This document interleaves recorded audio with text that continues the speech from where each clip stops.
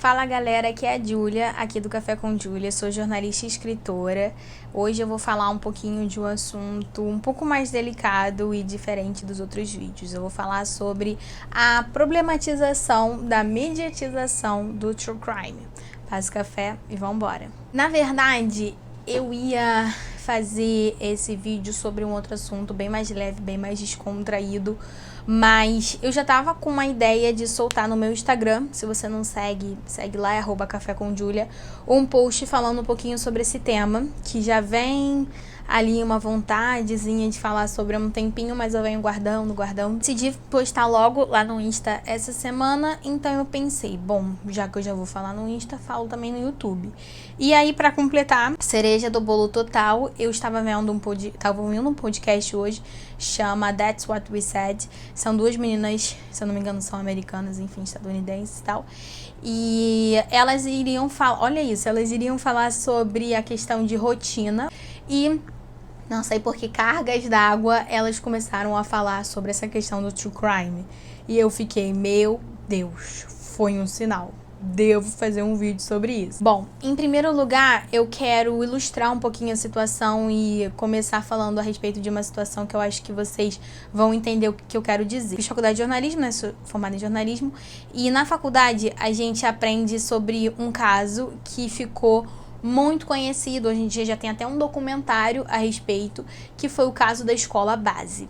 Se você não conhece o caso da escola base, ele aconteceu em São Paulo e foi um casal que foi injustamente agredido, enfim, assediado aí pela sociedade por um crime que eles não cometeram, por conta de falsos testemunhos, por conta de fake news, e enfim, é um caso que vai falar basicamente sobre a fake news e como ela pode afetar a vida de pessoas, né?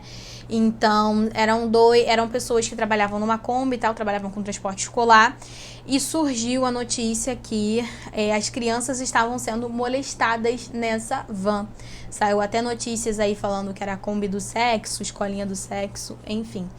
E essa reportagem, essa história toda é até mesmo usada na faculdade para falar a respeito de técnicas de entrevista, né? Quando você vai entrevistar uma pessoa, o que você deve falar, a forma que você deve conduzir a entrevista para ter sucesso, para não induzir o entrevistado. E nesse caso, eram crianças que, né, teoricamente, enfim, foram molestadas, foram assediadas por esse casal. Se, né, que durante as entrevistas, as pessoas que estavam querendo ali colher depoimento das crianças induziam as respostas dela, como, mas ele encostava em você, né? Ele fazia não sei o que lá, né? A tia também já tinha te pedido, né? Enfim, induzindo, né, as crianças a responderem exatamente o que ele queria. Então, isso gerou uma grande comoção ali, né, em São Paulo, enfim. Acabou com a vida do casal. No final das contas, nenhuma prova foi encontrada. As crianças passaram por exames que não tinha nenhuma consistência de acordo com aquele julgamento que havia sido feito pela sociedade, divulgado em jornais, né? Enfim, tudo completamente errado.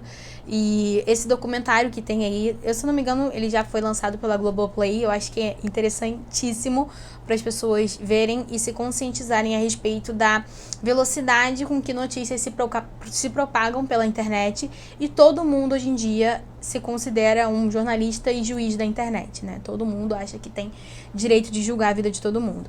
Esse caso mudou drasticamente a vida desse casal e eles nunca mais tiveram a vida deles de volta. Porque imagina você ser condenado aí pela sociedade, enfim, essa justiça aí como molestador de crianças, né? Isso anos atrás. Não existia Instagram, não existia TikTok, não existiam essas redes sociais, a velocidade, a propagação com que as notícias correm hoje em dia, não é mesmo?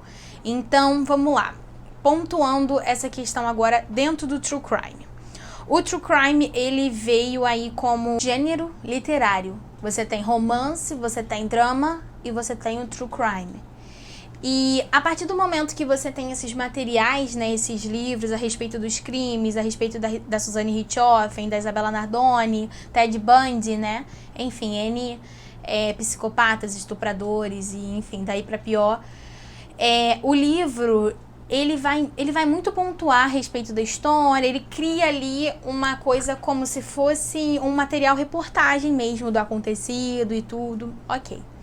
E eu acho que, na minha opinião, pelo que eu tenho, enfim, visto, estudado, a problematização começa a partir do filme, a partir do entretenimento para a população. Como assim entretenimento, Júlia? Porque uma coisa é você pegar um caso famoso e você, igual da escola base, por exemplo, né? E você fazer um documentário, igual o que tá saindo agora também sobre a Boate Kiss, né? Então, que você vai pegar famílias, você vai conversar com famílias, você vai... Parte dessa monetização que você vai receber, né? As visualizações, você vai passar para essas famílias. Então, assim, é algo completamente diferente de você pegar e produzir um filme com um ator galã de cinema, um ator bonito, um ator simpático, você ganha visualização em cima disso, você ganha dinheiro em cima disso e você dá um tchauzinho para as vítimas e todas as famílias que foram afetadas a respeito daquele crime. É aí que o problema começa. Hoje em dia a gente tem até TikTok de pessoas como eu, como você, contando crimes. Recentemente estava desenrolando aquele caso dos jovens em Idaho, enfim, não sei como é que se pronuncia, que foram, eu acho que foi um massacre, né, dentro de uma casa com vários jovens. Eu não quis nem saber, porque, enfim, isso daí eu já não concordo, não quis nem saber. E nesse podcast que eu tava ouvindo hoje, as meninas estavam justamente criticando essa parte, porque era uma pessoa no TikTok, um perfil no TikTok comentando sobre o caso. Ela é polícia? Não. Investigadora? Não. Jornalista? Também não. Já começa o problema, né? E as pessoas nos comentários, ali os juízes, né? Os juízes aqui em audiência falando, não, mas eu acho que quem cometeu esse crime... Gente, calma aí. A gente tá falando de pessoas reais. Uma família real. Uma dor real.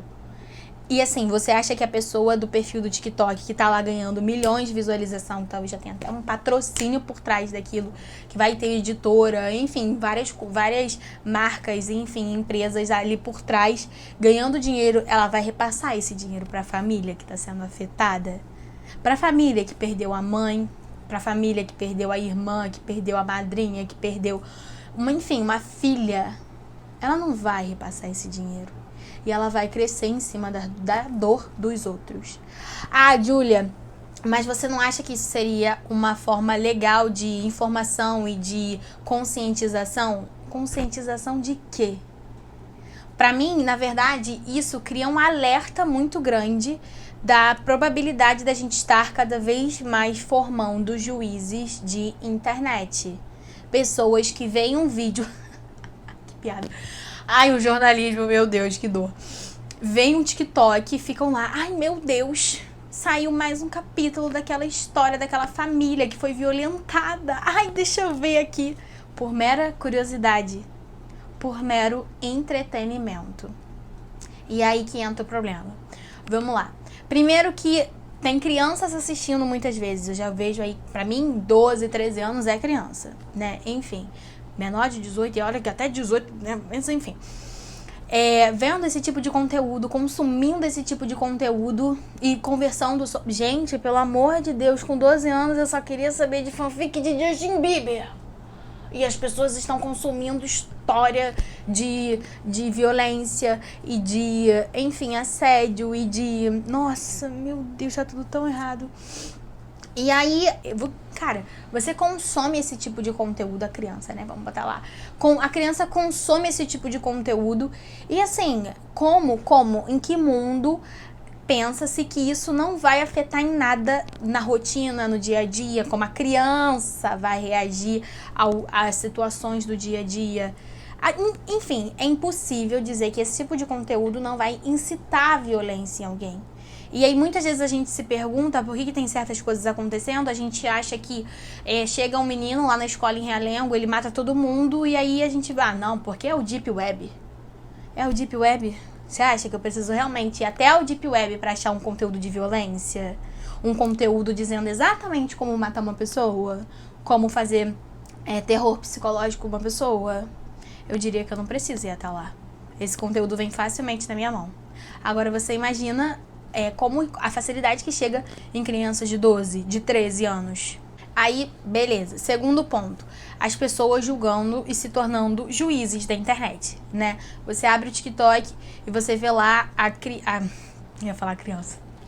Você vê lá a jornalista da internet, tá, meus amores? Falando, ai, vocês sabiam que aconteceu um crime? Sim, em São Paulo, foi um homem, ele matou a família inteira e não sei o que, não sei o que. Aí chega lá os juízes da internet nos comentários, né? Ai, mas o pai, será que foi culpado? Será que foi a mãe? Cadê o perfil dessas pessoas? Que vocês acham que 100% de todo mundo que assiste esses vídeos só assiste o vídeo e tchau? Essas pessoas são alimentadas por isso.